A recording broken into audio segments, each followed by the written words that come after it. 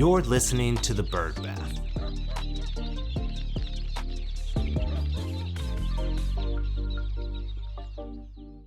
This episode of The Bird Bath is brought to you by Anti-EU and Casako Research. If you're working in animal health, nutrition, or ag tech, this one's for you. This March, we're bringing Anti-EU, Animal Health, Nutrition and Technology Innovation Europe, to London from March 2nd to the 4th. Anti-EU is all about bringing the right people into the same room, from founders, investors, researchers, and industry leaders, talking honestly about what's working, what's coming next, and where innovation in animal health is really headed. Over 3 days, you'll hear from experts across biopharma, nutrition, technology, and diagnostics, and you'll have plenty of dedicated time for meaningful conversations and connections. If you're building something new, investing in the space, or simply want to stay ahead of the curve, Anti-EU is the place to be. Find out more and register now at antieu.com. You can use code BIRDBATH for 10% off, and we'll see you in London.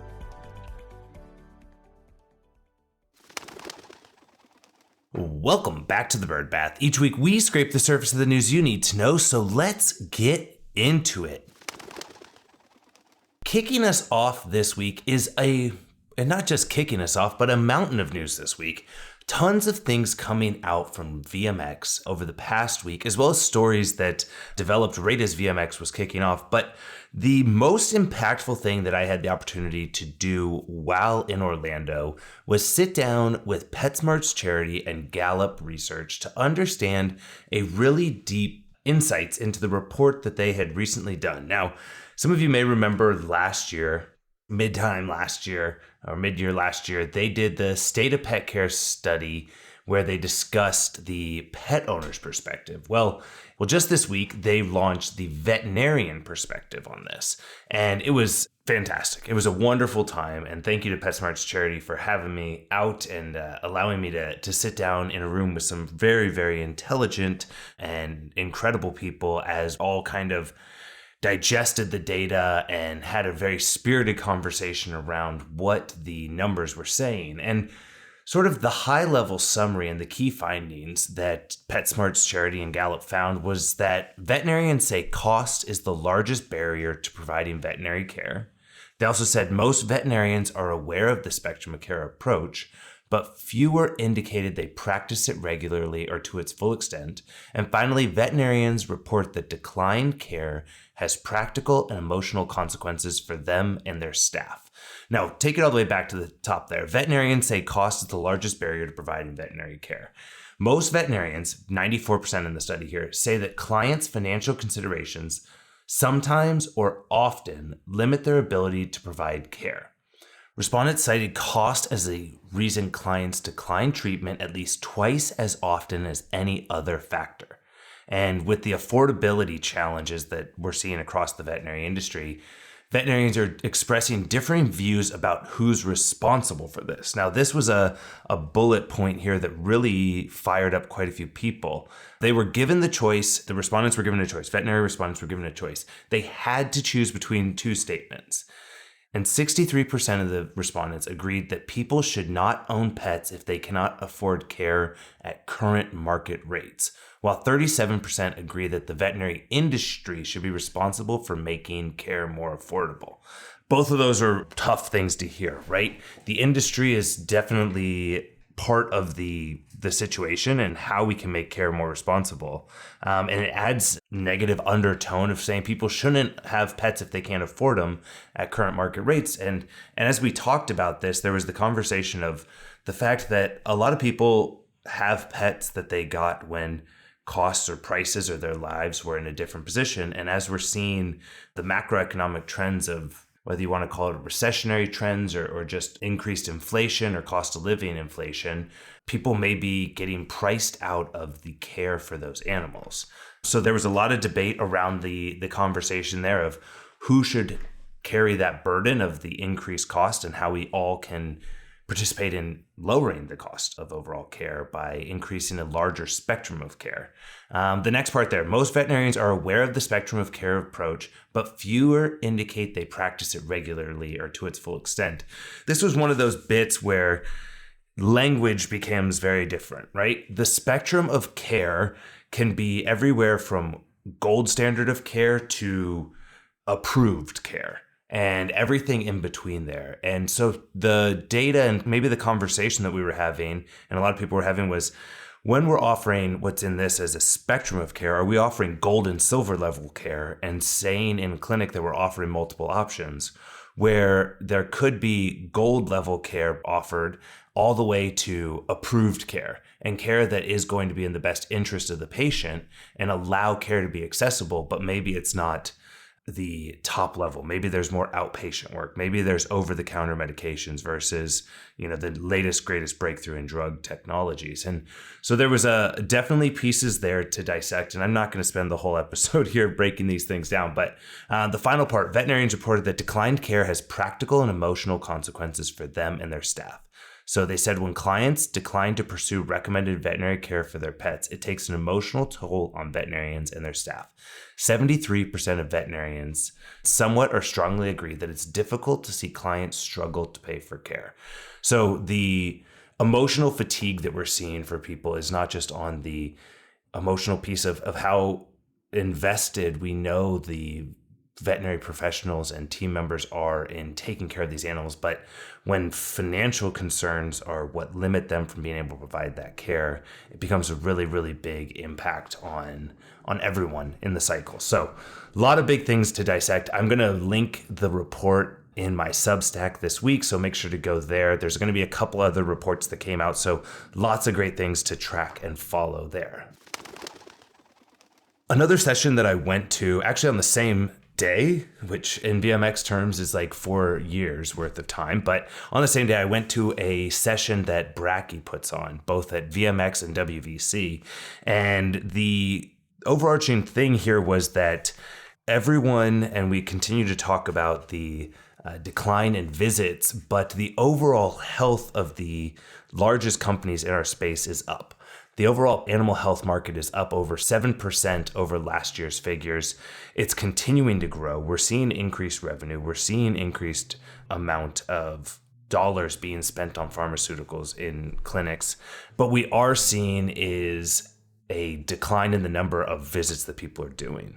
And so this goes back to that cost of care, access to care, spectrum of care conversation. But it was definitely one that, as I left from the session with Brakke, where there was a conversation around how many veterinarians we have and where they are and what we need and how the market is growing, to the veterinarian's perspective of how they're feeling all of that. It was a really interesting juxtaposition. So if you didn't get a chance to see the report and the data with Brakke at VMX, you can sign up to still go in person. It's even more updated numbers that they're going to present at WVC next month. So be sure to check that out if you've not been to one of those sessions. It was my first time going, so thank you to Brakke for having me. I really think it was a very impactful and insightful way to look at the data. Now, it wasn't just data that we looked at. There were a couple big leadership announcements, some acquisitions, some launches, and a lot of AI. But kicking off the new roles for people was IDEXX. IDEXX announced their CEO succession. Michael Erickson is set to succeed Jay Mazelsky as president and CEO. Mazelsky's going to be moving to the executive chair position on the board of directors. Mike Erickson joined IDEXX many years ago in 2011. He currently serves as the executive vice president and general manager of IDEXX's global point of care diagnostic and telemedicine line of business. Mazelsky is planning to step down immediately following their annual earnings report in May, at which time he'll move over to the executive chair of IDEXX's board of directors. So big leadership move here at one of the largest diagnostic companies in the space. And I think it's interesting when we think about this. Mike Erickson is coming from leading the point of care diagnostic and telemedicine lines of business. So this is somebody intimately engaged in the highest revenue portions of the business for IDEXX. And I think this means that we, in many ways, could expect to see a continued deepening of the growth of IDEXX's diagnostic business. They launched new cancer screenings. They launched a ton of new things at VMX, and I think we'll continue to see that as Erickson steps into his new role. So congratulations for Jay Mazelski for being able to hopefully get a little more time to relax as he moves into the board seat. And to Mike Erickson, congratulations on the big promotion. Mars also named some new leadership. Mark Carrena was announced as the new global president for Mars Petcare. Since 2022, Carrena has been the regional vice president for Mars Snacking, Europe, Central, Eurasia, and International Travel Retail. Prior to joining Mars, he was the managing director for McDonald's in Russia, which, as I was researching him a little bit, I came across a ton of Russian interviews. It was kind of an interesting one. And he also held roles at retail and fast-moving consumer good firms such as Metro Group and Nestle. In the press release, the Mars leadership said Mark is the right person to lead Mars Petcare into its next chapter. His track record for delivering results whilst driving ambitious change with the customer and consumers always at the center will help to ensure our business will continue to thrive in an ever-changing landscape. So congratulations on the promotion. Lots of big leadership changes at some of the biggest companies in our space. Now, from leadership changes to ownership changes, Instinct Science has acquired ScribbleVet. ScribbleVet is an AI scribing business, and it's the newest addition to the Instinct Science portfolio. About 2 years ago, we got Instinct's first acquisition under the belt there with VetMedics, which includes Plums as well as Clinician's Brief. And ScribbleVet now rounds out the first acquisition of the slew of scribes that we've seen enter the space. And scribes were a very interesting part of VMX 2025, but less so for VMX 2026. Last year was the year of the scribe. It was 30 to 40 different scribing companies on the show floor, while this year it had definitely slimmed down into the, low double digits. 10, 12, maybe 15 if you really stretched and counted some of the native ones. But it definitely is a change in the market here. We're seeing scribing companies that have raised funding rounds, have been acquired, or have very large strategic partnerships being the ones that are continuing to stay in the industry and continue to grow. They're the ones who are doing more than just transcribing notes and putting them into medical records. They're doing diagnosis support. They're doing email, client outreach, so much more than just being a scribe. So seeing Instinct Science acquire ScribbleVet is going to be really interesting, especially with the power of Plums behind them. So congratulations to the whole team at both of those companies. In what could be called the unlikely duo or the unlikely partnership, a big announcement happened the first day of VMX. Covetrus, Midwest Veterinary Supply, MWI, and Patterson collaborated with DVMetrics Marketplace, which is a subsidiary of Animalytics, to launch VetGetRX. It's a new platform for clients to be able to do transparent shopping. In the release here, they said VetGetRX will operate as a free, fair, and secure marketplace for veterinarians, enabling distributors and manufacturers to aggressively and transparently compete for the sale of pharmaceuticals, vaccines, nutraceuticals, pet nutrition, hospital supplies, and other goods routinely purchased by veterinary hospital and practices. The goal here is for them to be able to take back some of the control that has been slipping from different distributors in the marketplace. When you see companies that in many ways compete consistently come together, they've got a big common enemy or a common competitor. Now, that common competitor would undoubtedly be VetCove, who has been doing quite a bit damage and who has been doing quite a bit of work creating a really, really strong foothold in the ordering side and sort of diminishing the value that a lot of these different distributors are seeing. So VetGetRX is not yet launched. It's announced as coming soon. And so we will see when it comes out, what it does, how it works, and if it does anything to really chip away at VetCove's strong position in that component of ordering within vet clinics. Finally, I'd be remiss if I didn't hit on 3 launches of different utilizations of AI and how they're changing the way that people are viewing things in clinic. First off, we had Mixlab unveil Maisie, which is what they call their AI health partner. Maisie's designed to leverage Mixlab's first-party data, pharmacy expertise, and prescribing infrastructure to help answer common medication questions, reinforce compliance, and provide proactive support while working hand-in-hand with veterinarians. CEO Fred DeJoel of Mixlab said, "We are making long-term investments in technology with a clear focus on supporting veterinarians and improving the pharmacy experience. Our data and infrastructure uniquely position us to apply AI in practical ways to support better outcomes. Maisie is a natural extension of that work, an AI health partner built to enhance care while keeping veterinarians firmly at the center." So, interesting utilization of AI as it comes to compounding pharmacy and drug interactions.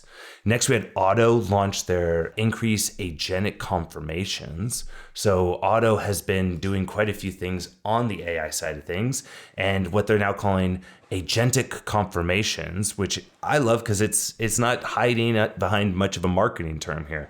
It's a new feature in their tech stack that allows a transformation of sort of the reply, click Y to confirm replies, and allows it to be a natural dialogue, much like practices did in the old days, they say. Clients are able to have a dialogue with these agents, computer agents, if I'm not being clear here, they're AI agents alongside Otto, to have those conversations with clients, confirm appointments, change appointments, do those sort of things, and then write that right back into the PIMS. They're able to flag reschedules, create follow-up tasks for questions or exceptions. And the goal here is that the clinics stay in control and the clients get a more personalized experience. So great things to see there. And finally, another way that people are utilizing AI is through heat diffused imaging. HT Vista has launched Vista IQ, which is their next generation of their pioneering AI-powered cancer detection technology for dogs. It's one that we talked about last year, September, October, but it's a non-invasive screening of dermal and subcutaneous masses in canines.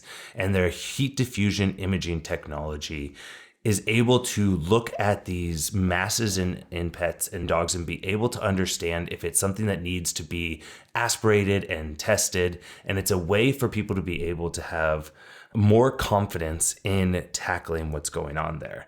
Vista IQ will be replacing the original product from HT Vet, which was the HT Vista. And the thing that I think is incredible here is this ties back to story 1. It's almost like I planned this, but the goal here is that through utilizing Vista IQ and the HT Vet programs, you should be able to test masses at a lower cost and a higher rate to provide care at a great standard of care while reducing the overall cost. You're not aspirating and sending out every single lump that you see in that pet, but you're able to actually get the results and an understanding of if more exploration is needed or more testing is needed. So congratulations to all the companies here. Finally, I just wanted to raise a flag here. It was spectacular to be at the conference. I really appreciated everyone who went out of their way to say hello and take time to meet with me and sit down. I want to thank the team at Axton Biosciences for inviting me to join them at the Feather in Her Cap Awards. That was spectacular. I think the winners there are an incredible group of women that I'm hoping to point my daughters towards as role models going into the future. And everyone that was there, spectacular seeing everyone, always a blast. And if you have any fun pictures, be sure to send them over. Be sure to tag me. I love seeing all of my friends and colleagues at all these conferences. This episode of The Bird Bath is brought to you by Pearl AI. Pearl AI is an affordable, always-on AI veterinary solution that combines AI with a team of real, licensed U.S. veterinarians. Get the best of both worlds, the speed of AI and the accuracy of human professionals. With Pearl AI, your clinic can offer real-time 24/7 coverage without hiring extra staff.